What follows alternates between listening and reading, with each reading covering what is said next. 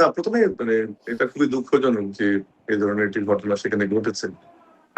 But একই সাথে জুলাই অভ্যুত্থান পরবর্তী তরুণ সমাজের যে ভাষার ব্যবহার আমরা দেখেছি, এবং আমাদের যে বাঙালি সংস্কৃতি যে মোড়কে আমরা সিনিয়র জুনিয়র সম্পর্ক বিনির্মাণ করি, সেক্ষেত্রে ইভেন বাবা মা হিসেবে আমাদেরকে অনেক সময় বিব্রত হতে হচ্ছে, শিক্ষক হিসেবে বিব্রত হতে হচ্ছে, সিনিয়র জুনিয়র যে সম্পর্ক সেখানে যে ভাষার ব্যবহার সেখানে বিব্রত হতে হচ্ছে।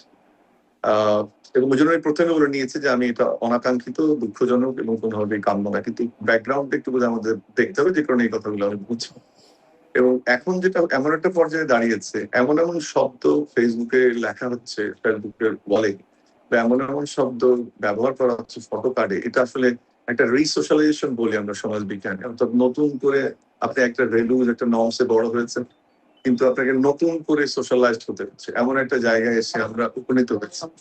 এবং যে কারণে এটার লেভেলটা এমন একটা জায়গায় পৌঁছে গেল যে রাজনৈতিক শিষ্টাচারের যে জায়গাটা, আমি একটু ব্যাকগ্রাউন্ডের জন্য বললাম যে রিসোশ্যালাইজেশন হতে হচ্ছে। এবং আমি জানি না আপনার ক্ষেত্রে জানি না এটা হয় কিনা, বা ভাই এখানে আছেন, ওনার ক্ষেত্রে হয় কিনা, উনি ডিফারেন্ট জেনারেশন রিপ্রেজেন্ট করেন, দীর্ঘদিন সরকারে কাজ করেছেন, আপনি মিডিয়াতে কাজ করেছেন, আমি শিক্ষকতা করেছি প্রায় 20 বছরের অধিক সময়, এরকম ভাষার ব্যবহার দেখেছি। সেখান থেকে কিন্তু সমস্যাটা শুরু।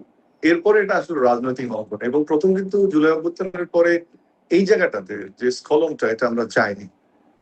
তারপরে যে ব্যবহারটা দেখলাম, যে অবশ্যই আমি পাটোয়ারির প্রতি স্নেহ রেখেই বলছি যে প্রশ্ন অনেক কিছু নিয়ে তোলা যায়, কিন্তু আপনি একজনের মেরুদণ্ডের হাড় ভেঙে দেবেন, নিজে বলবেন একজন সরকার প্রধানের, এটি বোধহয় কাম্য নয়। এরপরে ঝিনাইদহে যে ঘটনাটা ঘটেছে, যে আক্রমণের শিকার হচ্ছেন আসিফ বাবরের, সেটা আমি মনে করি আপত্তিকর, এবং এটাও এই ধরনের প্র্যাকটিস।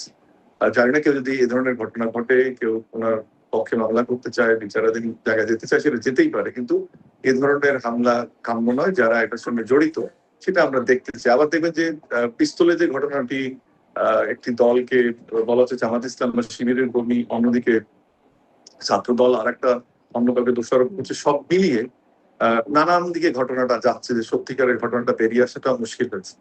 কিন্তু এখানে আমি যে জায়গাটা প্রথমে গুরুত্ব দিলাম, যে সেই জায়গাটাতে আপনার খুব গুরুত্বপূর্ণ হবে যে আমরা এই যদি পরিবর্তন করতে না পারি, সামনে কিন্তু অর্থাৎ একটা কনসিকুয়েন্সের কারণে এটা হচ্ছে, সেটা অ্যাড্রেস করাটা কিন্তু আমি খুব গুরুত্বপূর্ণ বলে মনে করি। নাহলে এই ধরনের ঘটনা ঘটতে থাকে, অবশ্যই এটা কাম্য হয়, কিন্তু এই ধরনের ঘটনা ঘটতে থাকে।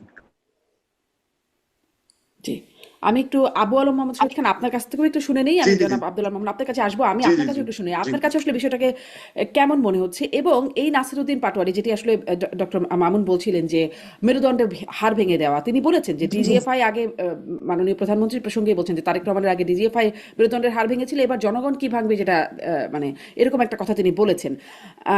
এরকম কথা যিনি বলেন, বা ধরেন আরো অনেক কড়া কড়া কথা তিনি বলেন, কিন্তু তিনি ফেসবুকে পোস্ট করেছেন প্লিজ সেভ আস। আসলে কি মনে হচ্ছে পরিস্থিতি তাদের জন্য কেমন, আর মানে সার্বিকভাবেই কেমন?